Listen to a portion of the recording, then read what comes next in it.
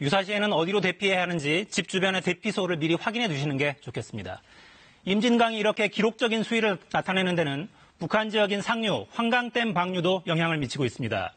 북쪽에도 큰 비가 계속되고 있어서 환강댐 수문 계속 열어둔 상태로 보입니다.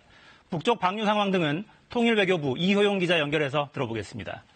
자, 이 기자, 환강댐에서 물을 내려보내면 우리 임진강 수위에 바로 영향을 미치죠? 현재 상황 어떻습니까? 네, 환강댐 방류로 가장 직접적인 영향을 받는 임진강 최북단 필승교의 수위는 오전 11시 30분 현재 10.14m를 기록하고 있습니다. 이 필승교의 수위는 어제 오후 8시쯤 13.12m로 역대 최고치를 기록한 뒤 오늘 새벽부터는 조금씩 내려가고 있는 상황입니다. 2007년 지어진 북한 환강댐은 군사분계선에서 북쪽으로 42.3km 거리 임진강 상류에 있는데요. 이 저수량은 3억 5천만 톤 정도입니다. 북한에도 며칠째 폭우가 쏟아지면서 북한은 최근 환강댐 수문을 수차례 개방했습니다. 환강댐에서 물을 방류하면 군사분계선을 넘어 6시간 만에 남측 임진강 최북단인 필승교에 도달합니다. 북한 환강댐에서 갑작스럽게 쏟아지는 물을 막기 위해 2010년 건설한 것이 군남댐인데요.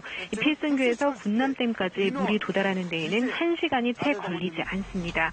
북한의 무단 방류에 많은 비까지 더해지면 군남댐도 방류를 해야 하는데 이럴 경우 임진강 하류 수위는 급격히 상승하게 되고 범람할 가능성이 커집니다. 연천과 파주 등 임진강 북부 지역은 물론이고 한탄강이 지나는 철원군 인근도 각별한 주의가 필요합니다. 평양 대동강에도 홍수 경보가 내려져 있다고요? 북한 호우 상황은 어떻습니까? 네, 북한에도 현재 20일 가까이 비가 이어지고 있는데 특히 강원도와 황해도를 중심으로 큰 비가 계속되고 있습니다. 이 곳곳에 며칠째 수백 밀리미터의 폭우가 쏟아지면서 평양을 관통하는 대동강과 평안북도의 청천강, 개성 인근의 예성강에 각각 홍수 경보도 내려졌습니다. 북한 조선중앙TV에 보도된 모습을 보면 도로가 침수돼 흙탕물로 뒤덮여 있고 차들은 바퀴가 반쯤 잠긴 채 힘겹게 도로를 지나는 모습입니다.